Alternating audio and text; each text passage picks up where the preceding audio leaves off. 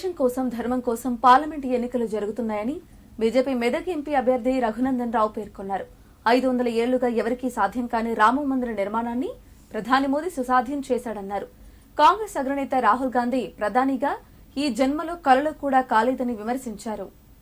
సిద్దిపేట జిల్లా కేంద్రంలోని శరభేశ్వర ఆలయంలో కామారెడ్డి ఎమ్మెల్యే కాటపల్లి వెంకటరమణారెడ్డి బీజేపీ నేత చీకోటి ప్రవీణ్తో కలిసి రఘునందన్ రావు ప్రత్యేక పూజలు చేశారు. అనంతరం 17వ వార్డులో ఎన్నికల ప్రచారంలో పాల్గొని ప్రసంగిస్తూ బీజేపీకి ఓటేయాలని ప్రజలను కోరారు. బీఆర్ఎస్ అభ్యర్థి వెంకటరామరెడ్డికి సిద్దిపేట జిల్లాకు ప్రత్యేకమైన అనుబంధం ఏమీ లేదన్నారు రఘునందన్ రావు.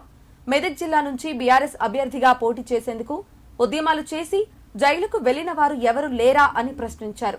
వెంకటరామరెడ్డి 10 ఏళ్లు కలెక్టర్గా ఉండి 10 పైసలు సిద్దిపేటకు ఖర్చు చేసిండా అని ప్రశ్నించారు.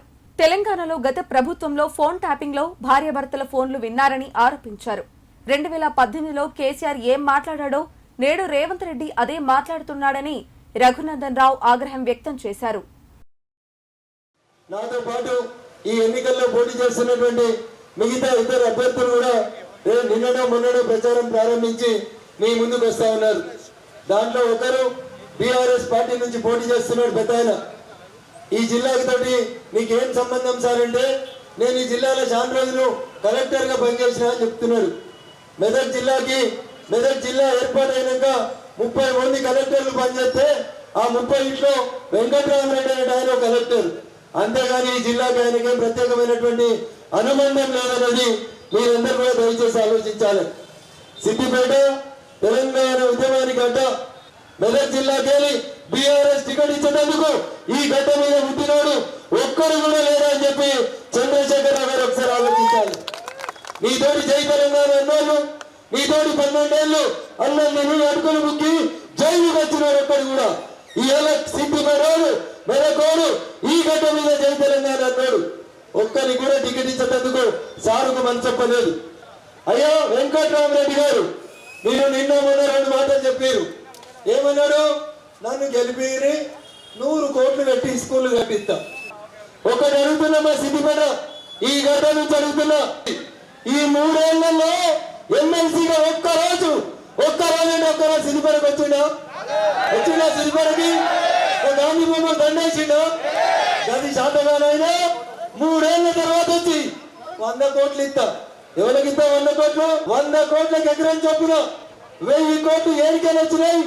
ఏం చేసినా వెంకటరామరెడ్డి అని ఈ చేరేస్తాను నుంచి అడగాలి.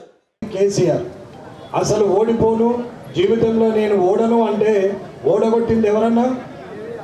భారతీయ జనతా పార్టీ కార్యకర్తలు. అటువంటి పాత ముఖ్యమంత్రిని, ఇప్పుడున్నటువంటి ముఖ్యమంత్రిని ఇద్దరిని మడతపెట్టి కొడంగల్ కోగళ్లను, గజ్వెల్ కోగళ్లను పంపింది ఎవరన్నా? భారతీయ జనతా పార్టీ కార్యకర్తలు. ఇవాళ మెదక్ పార్లమెంట్ నియోజకవర్గంలో ఉన్నటువంటి 7 నియోజకవర్గాల్లో 7 అసెంబ్లీ నియోజకవర్గాల్లో భారతీయ జనతా పార్టీ కార్యకర్తలు అనుకుంటే ఇవాళ ప్రతి కాన్స్టిట్యున్సీలో మెజారిటీ వచ్చి రఘునందన్ రావు గారు కనీసం 2-3 లక్షల ఓట్ల మెజారిటీతో గెలిచే పరిస్థితి ఖచ్చితంగా ఉంది. నరేంద్ర మోడీ గారి నాయకత్వంలో కష్టాలు ఎన్నొచ్చినా, ఎన్నిసార్లు ఎదురెదినా, ఎంతమంది ఎదిరించినా వారికి ఎదురు నిలబడి ఛాతి చూపెడుతూ ఇవాళ ప్రజల మధ్యన ఉన్నటువంటి నాయకుడు రఘునందన్ రావు గారు.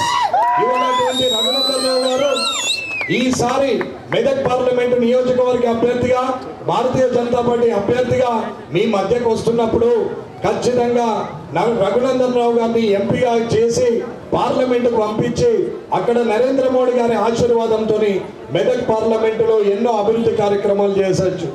అది నేషనల్ హైవేలు కావచ్చు, అలాగే రైల్వే లింకులు కావచ్చు, కొత్త రైల్వే లైన్లు కావచ్చు, బ్రాడ్ గేజ్లు, అలాగే ఎలక్ట్రిక్ లైన్లు, డబ్లింగ్లు, అవసరం పడితే ఎయిర్పోర్ట్లు కూడా వేసే పరిస్థితిలో నరేంద్ర మోడీ గారు ఉన్నారు.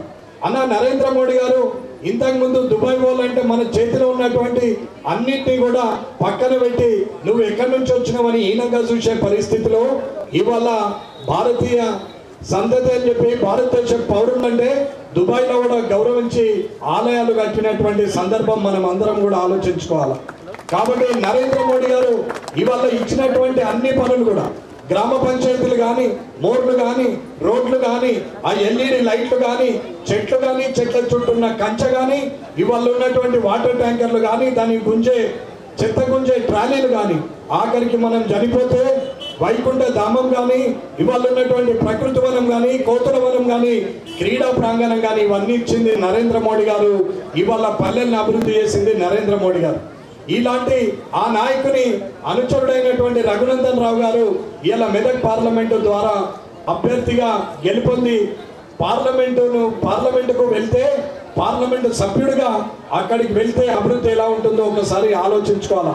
ముఖ్యంగా వ్యాపారస్తులు అందరూ కూడా ఎన్నో ఏళ్లుగా ఏదైనా ఒకటి ఆలోచించుకోవాలా.